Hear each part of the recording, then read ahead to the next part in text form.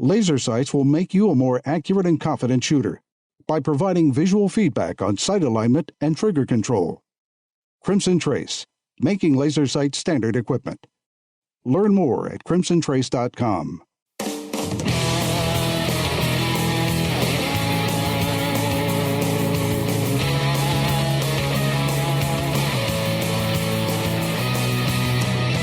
Today on Tom Gresham's Gun Talk, it's the year of the revolver, and we're talking to their biggest fan.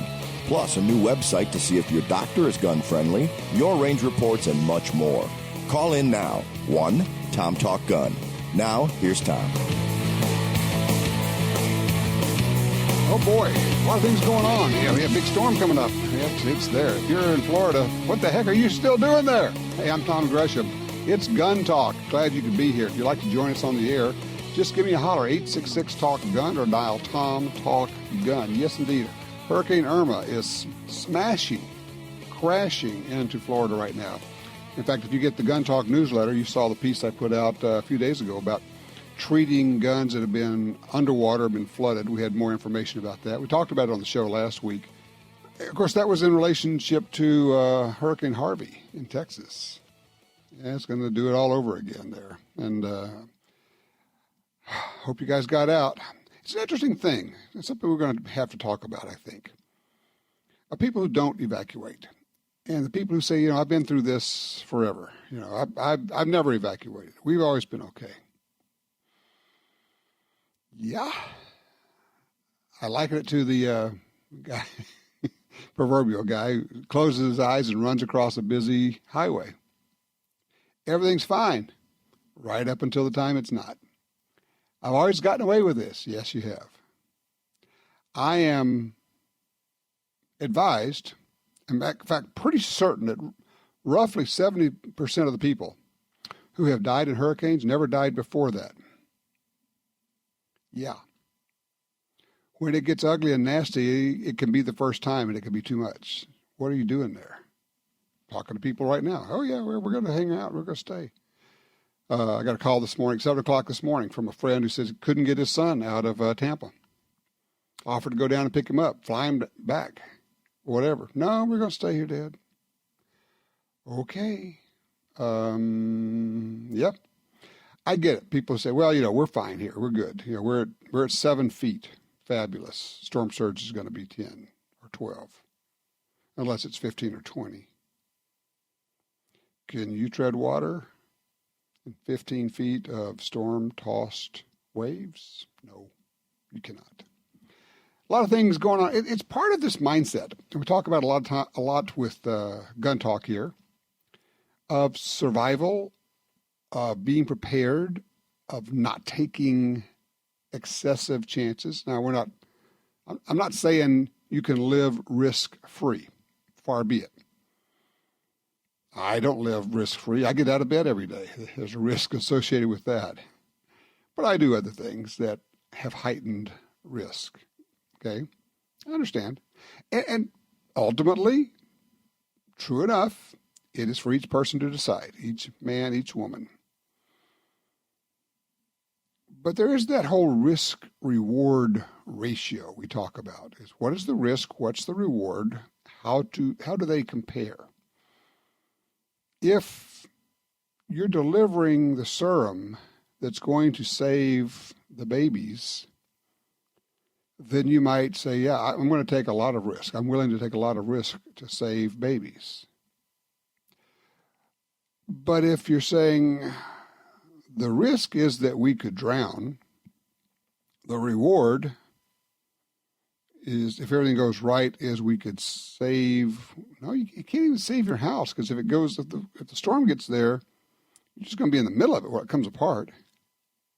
So what? I don't know what the reward is. I don't get that quite. I don't quite understand the whole thing. And also, today we're going to be talking about our dummy of the week. See, I would like to say it's a dummy of the month, but unfortunately there are so many of them, they're going to crowd us. We had another goofball in a store, drop a gun, it goes off. Holy cow. Oh, and on Twitter, this is interesting, but I would like to get your take on this. I had a guy post a note on Twitter. And by the way, if you want to follow me on Twitter, I'm at Gun Talk. We have some interesting conversations there. He said, well, I finally, after listening to you talk about this for years, I finally got a gun belt.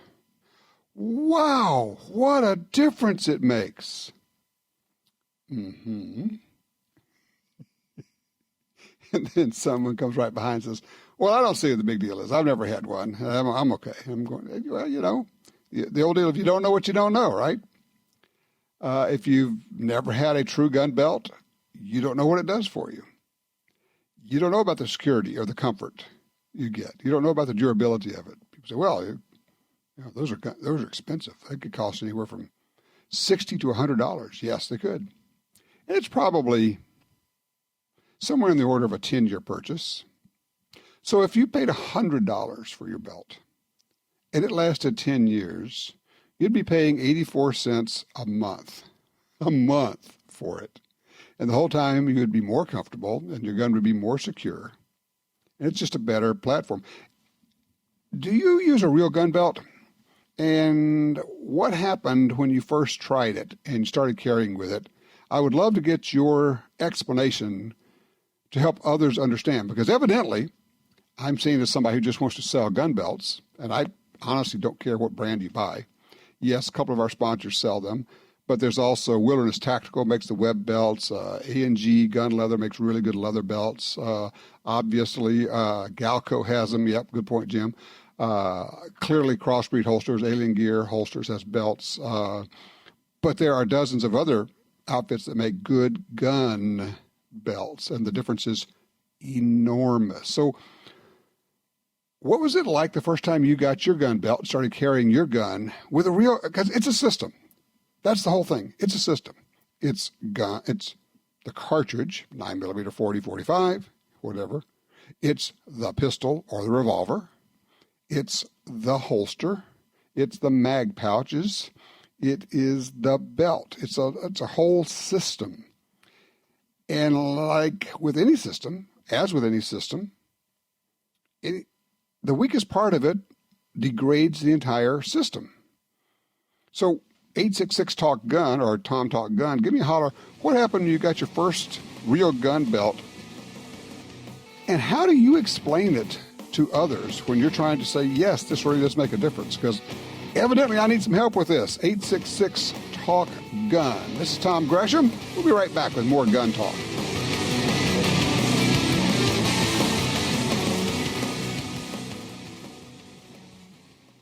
You use Slip 2000's full line of gun lubricants, including EWL and EWL 30, because you know your guns deserve the best available. It's time to add Slip 2000's Carbon Killer Gun Cleaner.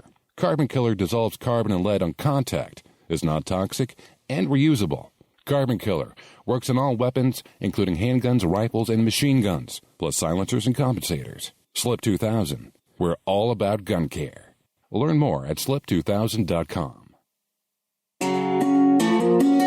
For 36 years, the U.S. Sportsmen's Alliance has been fighting to protect hunting, fishing, and trapping for sportsmen from coast to coast. Today, we are under constant attack from extremist animal rights groups who want to end your ability to hunt in the U.S. Join us to protect our sporting heritage and our way of life outdoors. To join or for more information on how you can help, go to ussportsman.org. That's ussportsman.org. The Ruger pistol that started it all is now even better.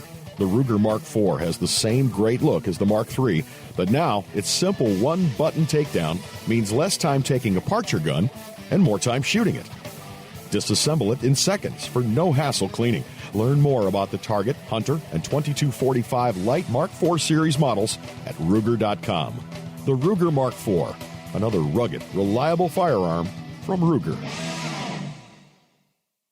Hardcore tactical professionals who put their lives on the line every day depend on Surefire. For decades, Surefire has built the first and finest professional-grade flashlights, weapon-mounted lights, hearing protection, and suppressors. We build the best because lives depend on it, and we know failure is not an option. We design, engineer, and manufacture Surefire products right here in the U.S. For you, for your loved ones, Surefire. American built, American strong. Surefire.com. Nosler has been a leader in bullets and ammunition for decades. and keeps growing with new product introductions that follow this tradition. Accurate, highly effective bullets and ammo for long-range shooting, precision rifle competition, and big game hunting. To be the first to hear about new product releases and promotions, follow Nosler on Facebook and Instagram and become part of the conversation. You won't settle, and neither will we. Nosler.com.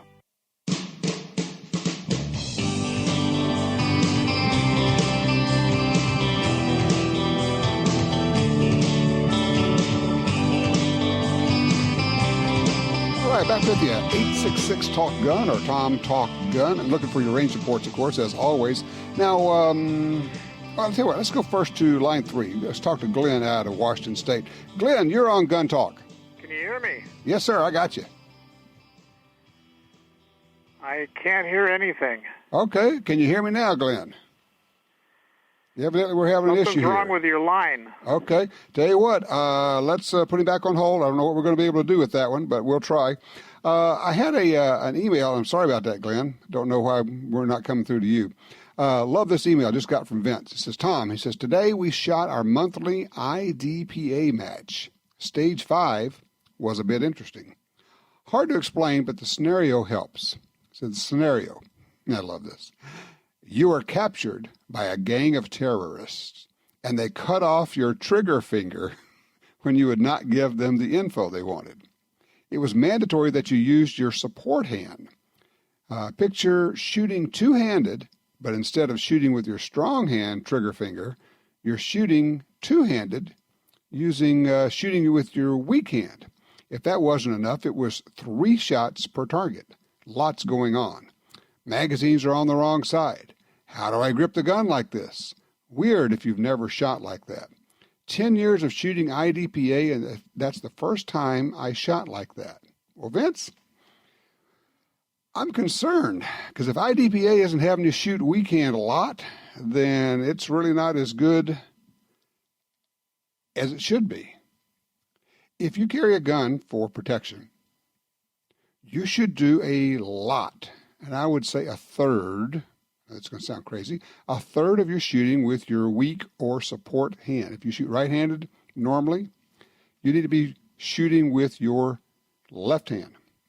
More than that, and we have help for you on this one, have you ever drawn your pistol out of its holster with your support hand? Imagine something happened to your strong hand, your right hand, if you're right-handed. You can't use it, period. Take that, put it on top of your head. Now, guns in your holster, get in the fight. Ooh, that's challenging. Might make you consider where you carry, how you carry, and what you do. We just put up some more bonus videos from our First Person Defender series. We have Greg Lappin showing us some really important training tips for self-defense shooting with handguns. One of them was exactly this. It was shooting with the weak hand, how to draw. He's right-handed, so he was reaching around and drawing with his left hand, and then you take the gun out, it's actually backwards in your hand, put it between your knees, turn your hand around, grip it, pull it back out, shoot it. If you have to reload it, now what are you going to do? Well, there's another way to go. There are several techniques out there. But let me tell you, in the middle of a fight is not the time when you want to be figuring this thing out. The middle of a fight is not when you want to be figuring this thing out. Hey, guys, did we get Glenn back? Okay, let's try it. Let's see if we can get him up here. Line 3. I think he's still on 3. Glenn's out of Torino, Washington. Hey, Glenn, can you hear me now?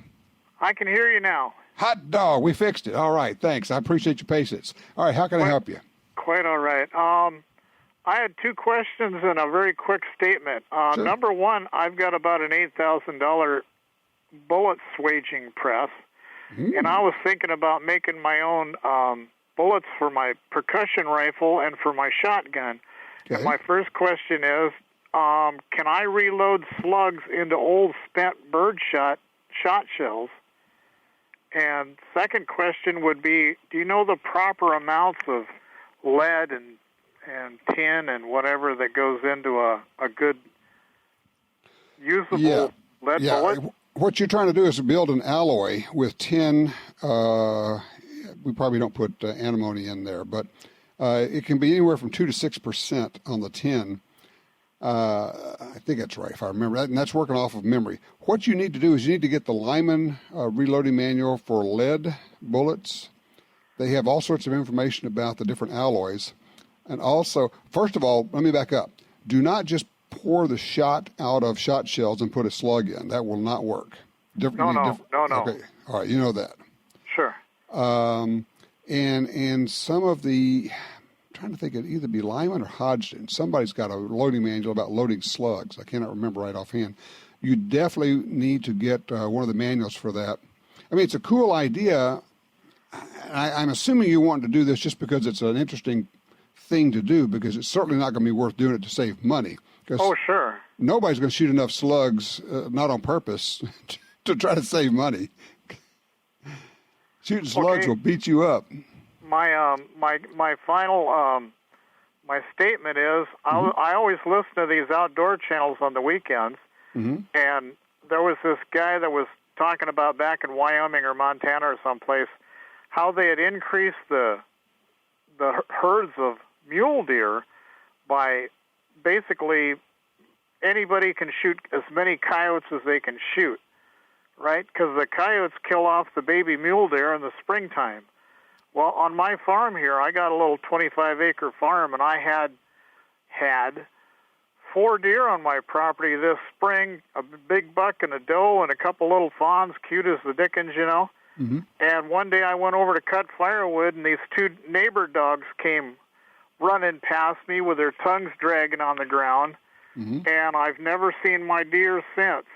And not long after that, my neighbor, about 300 yards away, slammed into a deer, and eventually the deer died. You could tell by the smell in the area, and did a considerable damage to his rig.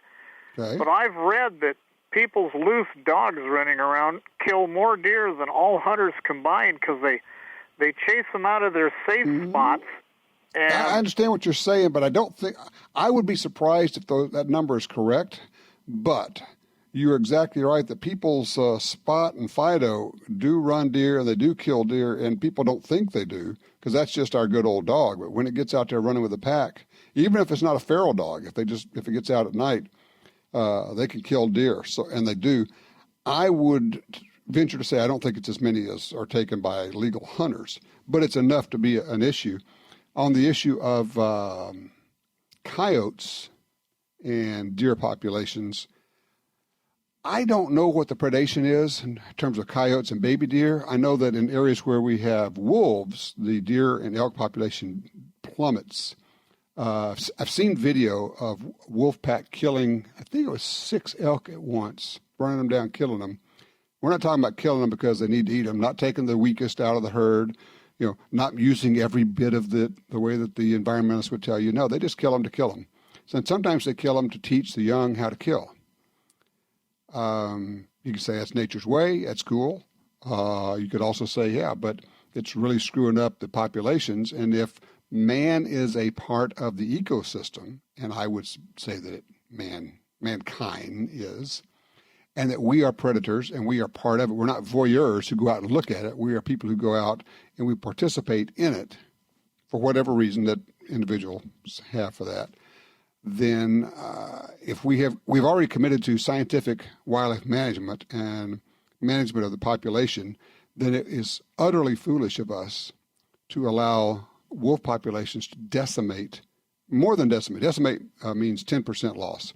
We're talking about 50% or more loss in some places of the population of elk or deer to wolves. And in some places, Idaho, for instance, I spent some time in Idaho, it's legal to shoot the timber wolves.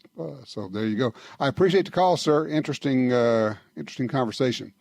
Let's see here. Line 2, Keena is with us out of Texas. Hey, Keena. Hi, how you doing today? I'm well, thank you. I was wanting to make a comment. In Texas, we don't have to anymore concealed carry, but I still do for personal reasons. I don't want anybody to know that I have my weapon. And, I just choose to do that. out of security reasons. But I used to carry without a gun belt, and I had a lot of problems. I had problems with, I have a Remora holster. I have the P226 and 320. Right. And, well, the 226 is quite heavier, much heavier than the 320 is. And then I would have problems with it, like sliding down, like the void in my back. Women have much more of an arch. So you were just sticking it inside of your waistband, but no belt. Is that right? Correct. Okay. Well, I'd have a regular belt on, but it would not. Oh, okay. It still wouldn't stay in there without some force up against it. And after even outside carry with the, bigger shirt on over, I would go to pull, and it would pull the entire plastic gun piece or the carrier for the gun off with the gun. Yeah, you end up with a gun out there with a holster on it, on the end of your gun. Yeah, okay, so did you end up getting a belt, a gun belt? I did, and it makes a tremendous difference. It's like it's 110% difference. There's no reason to not go buy one and make that purchase. It's worth the purchase, and that belt's going to last probably forever. Exactly. Now, let me ask you, did you also switch holsters? Did you go to a holster that actually attaches to the belt? It does, and it's very secure. It clips. It has like 2 clips that go, once it's pushed down onto your belt, those hold it from sliding up, and there's one that keeps them clips to the top. So it's like a 3-clip onto the plastic holster. So it doesn't go anywhere unless you put it there. That's perfect. Keena, look, I appreciate the range report. This is terrific. You're making the point I've been trying to make all along, which is, you don't know, you think you got to put up with this, that guns are uncomfortable, they're slipping and sliding and all that, and then you get a true, real gun belt, thick, stiff gun belt, and you're going, wow, what a difference. And I don't care what brand you get. I'm just telling you that in your system of everyday carry, your holster, your pistol, your ammo, your mags, your mag pouch, your pistol, the holster, everything, you need a gun belt. That's what everything depends upon. That's what everything rests on. What's your gun belt story?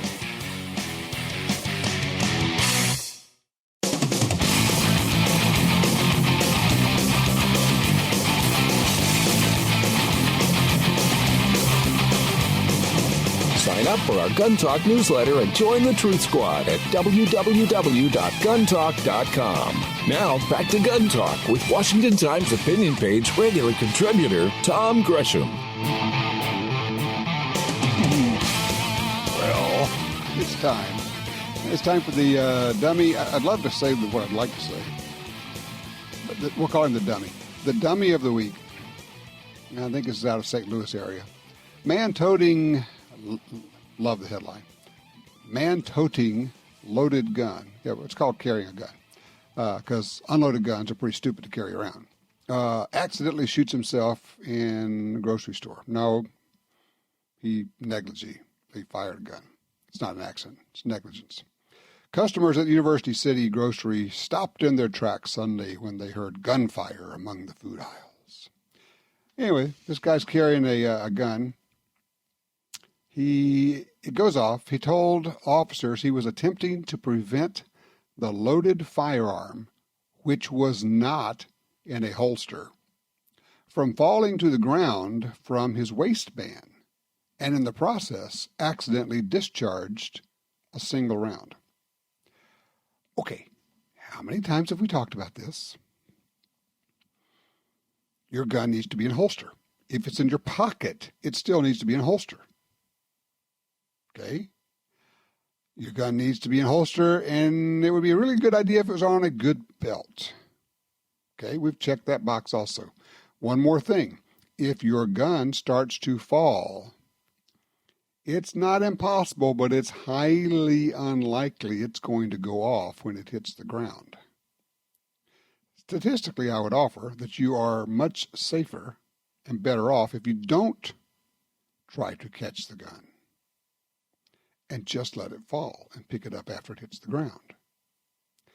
In the act of reaching out and grabbing a falling gun, it's really very likely that you're going to get your finger on the trigger, depending on what kind of gun you have, if it has a manual external safety or not.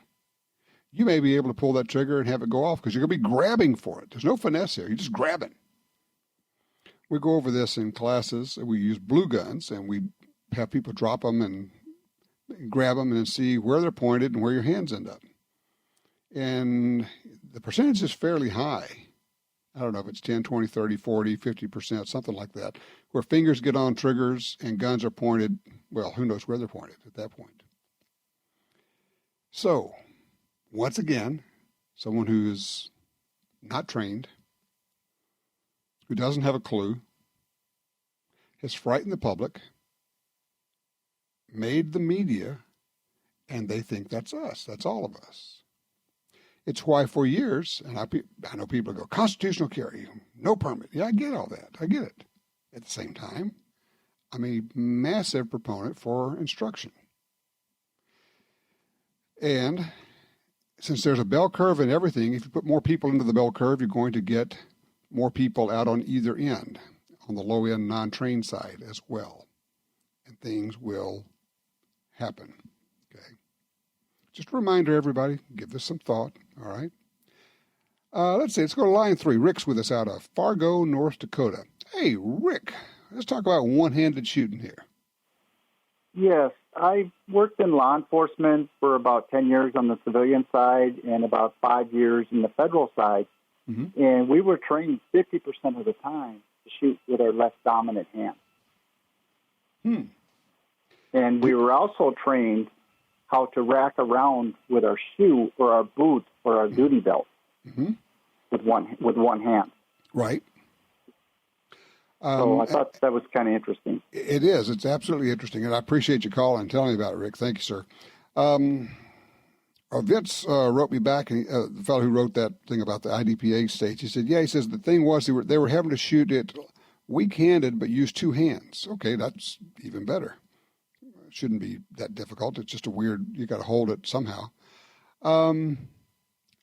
A warning, a proviso, if you will. Do not, please do not go out and try to teach yourself how to do all of this gun manipulation by yourself with loaded guns. Drawing with your weak hand or your support hand, turning the gun around in your hand, maybe pressing it between your knees, maybe putting it on the ground and picking it back up, firing it one-handed, then trying to do a reload one-handed, is fraught. The training is fraught with peril. The training puts you in a position to screw it up. And you need some one-on-one, not like one instructor watching 10 people do it. You need one instructor looking at you while you do it. And you need to do it with an unloaded gun a bunch of times. And the whole idea of racking the slide, you can hook the rear sight on your belt or on a shoe or on a Chippendale table, as long as it's not your wife's. Yeah, that works. But you need to have practiced it with an empty gun a lot, under the watchful eye of a good instructor. Go to a good school. It's a critical skill.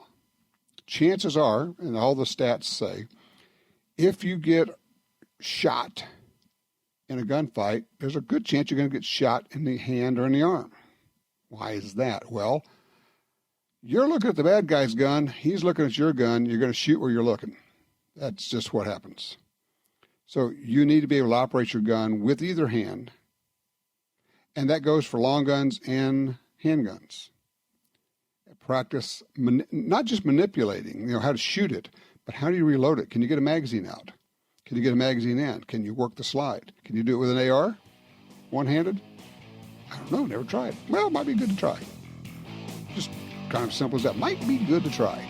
866-TALK-GUN will get you in here. We're talking about range training, self-defense training. Also talking about the value of a good gun belt. I just think it cannot be overstressed. I know it sounds like it's such an utterly simple thing, And why wouldn't, why are we spending time talking about it? Well, from the reports we're getting, not everybody does it, all right? So we will talk about that when we come back. 866-TALK-GUN.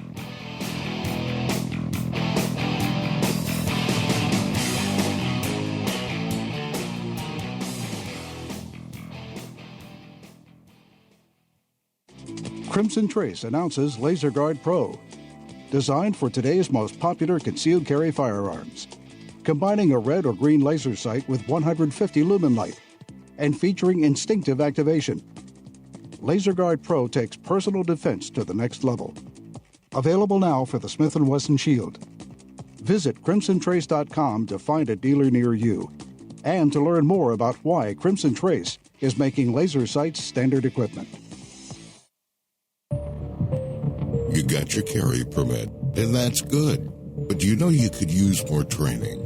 Get the DVDs, which have what you need. Springfield Armory presents Concealed Carry 1 and Concealed Carry 2 with Bata Group. Learn specific concealed carry skills from Top Gun fighting trainers. Get trained. Be prepared. This really is life and death. ShopGunTalk.com. That's ShopGunTalk.com. There's only one place where you can buy that firearm you've always wanted and turn it into your very own. That place is Brownells.com. Now offering a huge selection of firearms from all your favorite brands. Brownells is the spot to buy online. When you're choosing your gun, be sure to look over the enormous selection of parts, accessories, ammo, and more to make that firearm your masterpiece. Brownells.com. Serious about firearms. This land, once wild and free, fades now from our memory. But I remember what it was like, what we were like, what we are capable of when we band together. Perhaps more than any other landscape, wetlands embody the life-giving abundance that nature has to offer. And perhaps more than any other organization, Ducks Unlimited is working to ensure that our continent's wetlands not only survive, but thrive for generations well beyond this one. These natural wonders are where waterfowl begin their cycle of life, where the deer and the antelope play, and where we, the people, gather together to see and share what makes the outdoors so great.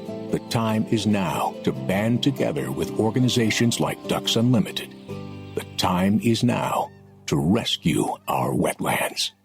The holster that changes shape with your lifestyle is finally here. Alien Gear Holsters proudly presents the revolutionary Shapeshift modular holster system. The Shapeshift starter kit is a base package containing one holster that can easily switch between 4 of the most popular carry positions, including IWB, OWB, appendix, and paddle, depending on your preference or activity. Find more information, including future carry options like shoulder and drop thigh, at aliengearholsters.com. I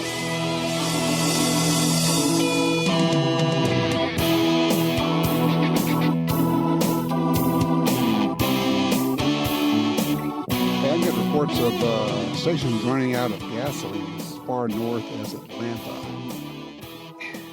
Don't let your gas tank get below half. That's your emergency reserve there. Pretty much any time, really, when you think about it. What if you had to jump in that car and boogie? Anytime. Well, why would I have to do that, Tom? I don't know. Stuff happens. Gas leak. Chemical plant explodes. Train turns over and there's a chlorine cloud coming your way. I mean, pick something. I don't know. Meteor, asteroid, spaceship, Martians, something. It's like, well, why do we carry guns? Why do we get training? Why do we think safety? Why do we prepare? Because stuff happens. Simple as that. And I want you to be safe in everything, not just with what you do with a gun. Hey, let's talk to Scott out of Helena, Montana on 2. Hey, Scott, this is an interesting story. What happened to you, man? Hey, it was about 10, 11, 12 years ago. Me and my buddy were loading up in Nevada to get ready to go to Montrose, Colorado for the American Handgun World Shoot-Off. Mm-hmm.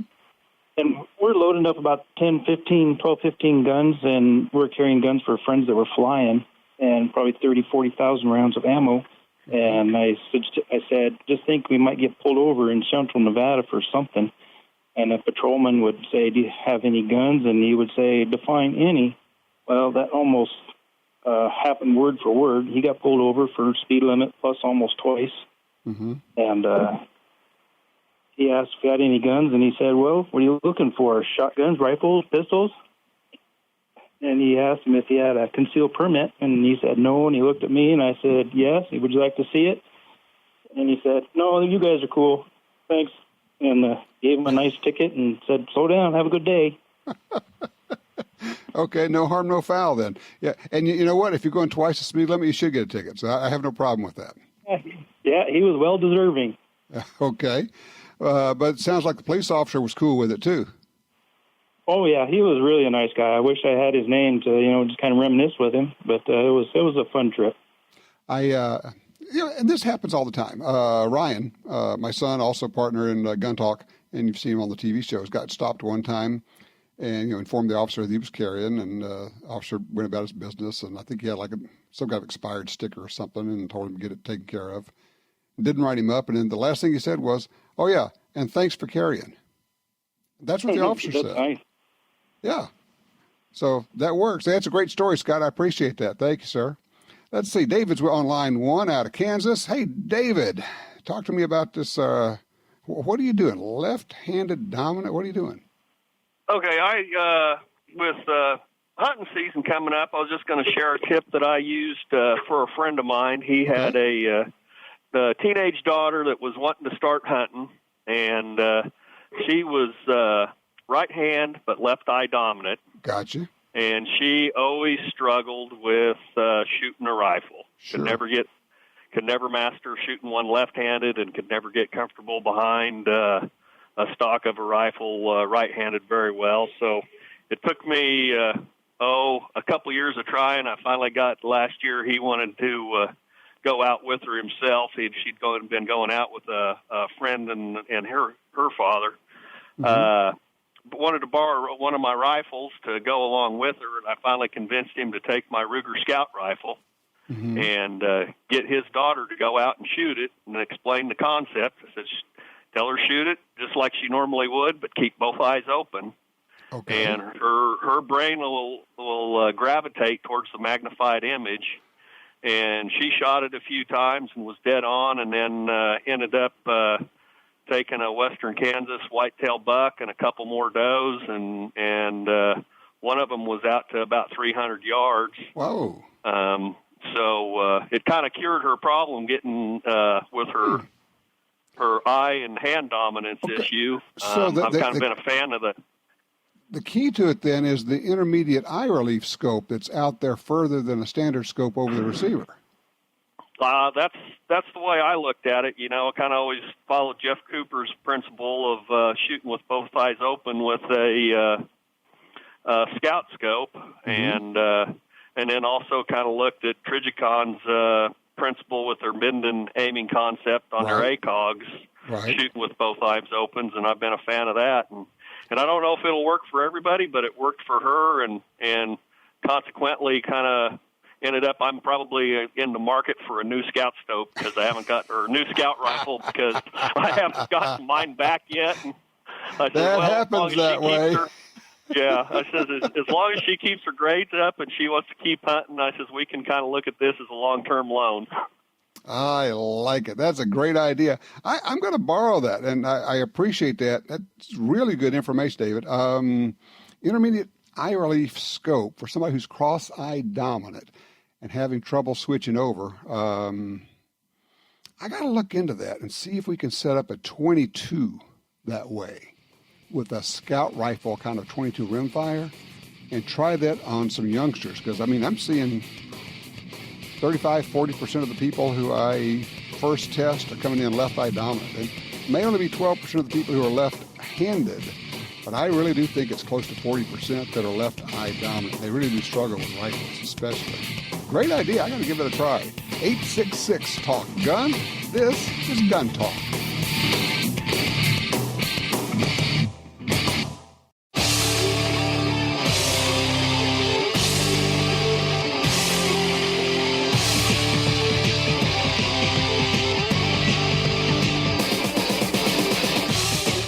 right, straight to the phones here. We're going to talk to Rick on line 4 out of Spokane, Washington. Rick, you got one. Talk to me about it. Tell me what you got.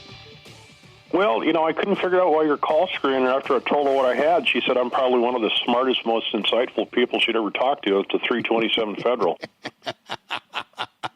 Michelle loves that cartridge. You couldn't tell by listening to her. So. Yeah, really? Okay. So, all right. So what'd you get?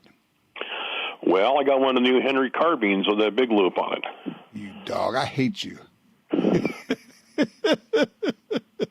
How is one seriously fun little gun. Yeah, it's got to be. So tell me about shooting it. What's it like?